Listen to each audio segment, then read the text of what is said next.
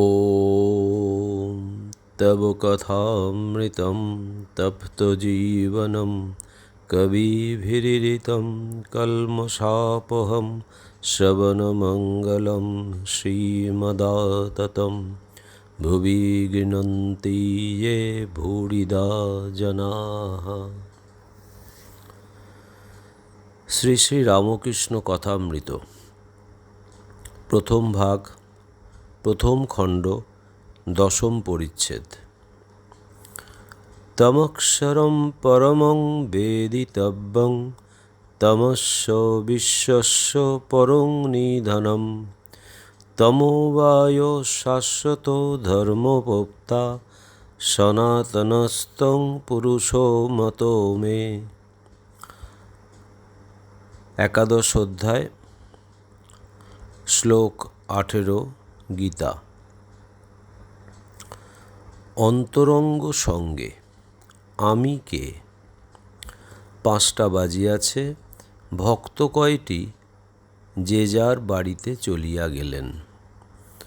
কেবল master ও নরেন্দ্র রহিলেন। নরেন্দ্র গারু লইয়া হাঁসপুকুরের ও ঝাউতলার দিকে মুখ ধুইতে গেলেন। মাস্টার ঠাকুরবাড়ির এদিক ওদিক পায়চারি করিতেছেন। কিয়ৎক্ষণ পরে কুঠির কাছ দিয়া হাঁসপুকুরের দিকে আসিতে লাগিলেন। দেখিলেন পুকুরের দক্ষিণ দিকের সিঁড়ির চাতালের উপর শ্রীরামকৃষ্ণ দাঁড়াইয়া। নরেন্দ্র গারু হাতে করিয়া মুখ ধুইয়া দাঁড়াইয়া আছেন। ঠাকুর বলিতেছেন, দেখ, আর একটু বেশি বেশি আসবি, সবে নূতন আসছিস কি না? প্রথম আলাপের পর নূতন সকলেই ঘন ঘন আসে, যেমন নূতন পতি। নরেন্দ্র ও মাস্টারের হাস্য। কেমন, আসবি তো? নরেন্দ্র ব্রাহ্ম সমাজের ছেলে হাসিতে হাসিতে বলিলেন, হ্যাঁ, চেষ্টা করব। সকলে কুঠির পথ দিয়া ঠাকুরের ঘরে আসিতেছেন। কুঠির কাছে মাস্টারকে ঠাকুর বলিলেন, দেখো, চাষারা হাটে গরু কিনতে যায়। তারা ভালো গরু মন্দ গরু বেশ চেনে। লেজের নিচে হাত দিয়ে দেখে। কোনো গরু লেজে হাত দিলে শুয়ে পড়ে, সে গরু কেনে না। যে গরু লেজে হাত দিলে তিরিং মিরিং করে লাফিয়ে ওঠে, সেই গরুকেই পছন্দ করে। নরেন্দ্র সেই গরুর জাত, ভিতরে খুব তেজ। এই বলিয়া ঠাকুর হাসিতেছেন। আবার কেউ কেউ লোক আছে যেন চিঁড়ের ফলার, আঁট নাই, জোর নাই, ভ্যাত ভ্যাত করছে। সন্ধ্যা হইল, ঠাকুর ঈশ্বর চিন্তা করিতেছেন। মাস্টারকে বলিলেন, তুমি নরেন্দ্রের সঙ্গে আলাপ করোগে, আমায় বলবে কীরকম ছেলে। আরতি হইয়া গেল। মাস্টার অনেকক্ষণ পরে চাঁদনির পশ্চিম ধারে নরেন্দ্রকে দেখিতে পাইলেন। পরস্পর আলাপ হইতে লাগিল। নরেন্দ্র বলিলেন, আমি সাধারণ ব্রাহ্ম সমাজের, কলেজে পড়িতেছি, ইত্যাদি। রাত হইয়াছে, মাস্টার এইবার বিদায় গ্রহণ করিবেন, কিন্তু যাইতে আর পারিতেছেন না। তাই নরেন্দ্রের নিকট হইতে আসিয়া ঠাকুর শ্রীরামকৃষ্ণকে খুঁজিতে লাগিলেন। তাহার গান শুনিয়া হৃদয় মন মুগ্ধ হইয়াছে। বড় সাধ যে আবার তার শ্রীমুখে গান শুনিতে পান।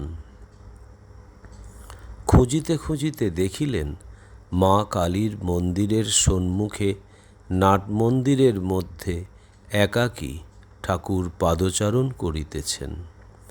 মার মন্দিরে মার দুই পার্শ্বে আলো জ্বলিতেছিল। বৃহৎ নাটমন্দিরে একটি আলো জ্বলিতেছে, ক্ষীণ আলোক।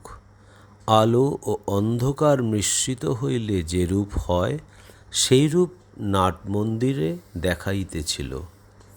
মাস্টার ঠাকুরের গান শুনিয়া আত্মহারা হইয়াছেন, যেন মন্ত্রমুগ্ধ সর্প। এক্ষণে সংকুচিতভাবে ঠাকুরকে জিজ্ঞাসা করিলেন, আজ আর কি গান হবে? ঠাকুর চিন্তা করিয়া বলিলেন, না, আজ আর গান হবে না। এই বলিয়া কি যেন মনে পড়িল। অমনি বলিলেন, তবে এক কর্ম করো, আমি বলরামের বাড়ি কলিকাতায় যাব, তুমি যেও, সেখানে গান হবে। মাস্টার, যে আজ্ঞা। শ্রীরামকৃষ্ণ, তুমি জানো বলরাম বসু? মাস্টার, আজ্ঞা না। শ্রীরামকৃষ্ণ, বলরাম বসু, বোসপাড়ায় বাড়ি। মাস্টার, যে আজ্ঞা, আমি জিজ্ঞাসা করব।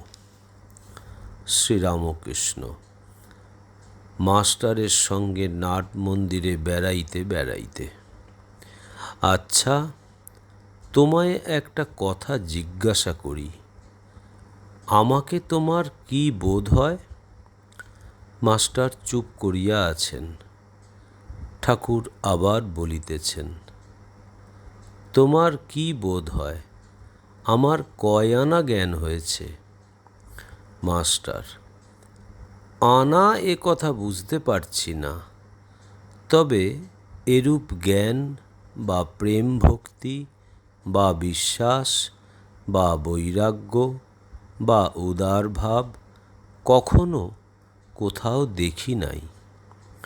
ঠাকুর শ্রীরামকৃষ্ণ হাসিতে লাগিলেন। এরূপ কথাবার্তার পর মাস্টার প্রণাম করিয়া বিদায় গ্রহণ করিলেন। সদর ফটক পর্যন্ত আসিয়া আবার কি মনে পড়িল, অমনি ফিরিলেন। আবার নাটমন্দিরে ঠাকুর শ্রীরামকৃষ্ণের কাছে আসিয়া উপস্থিত। ঠাকুর সেই ক্ষীণালোক মধ্যে একাকী পাদচারণ করিতেছেন, একাকী, নিঃসঙ্গ। পশুরাজ যেন অরণ্য মধ্যে আপন মনে একাকী বিচরণ করিতেছেন। আত্মারাম। সিংহ একলা থাকতে, একলা বেড়াতে ভালোবাসে, অনপেক্ষ। অবাক হইয়া মাস্টার আবার সেই মহাপুরুষ দর্শন করিতেছেন। শ্রীরামকৃষ্ণ মাস্টারের প্রতি, আবার যে ফিরে এলে? মাস্টার, আজ্ঞা, বোধহয় বড় মানুষের বাড়ি, যেতে দেবে কি না, তাই যাব না ভাবছি। এইখানে এসেই আপনার সঙ্গে দেখা করব। শ্রীরামকৃষ্ণ, না গো, তা কেন? তুমি আমার নাম করবে, বলবে, তার কাছে যাব, তাহলেই কেউ আমার কাছে নিয়ে আসবে। মাস্টার যে আজ্ঞা বলিয়া আবার প্রণাম করিয়া বিদায় লইলেন। ওম নিরঞ্জনম নিত্যম অনন্তরূপম ভক্তানুকম্পাধীত বিগ্রহং বৈ ঈশাবতারম পরমেশমিড্ডম তং রামকৃষ্ণং শিরসা নমামহম। শ্রীরামকৃষ্ণ অর্পণমস্তু।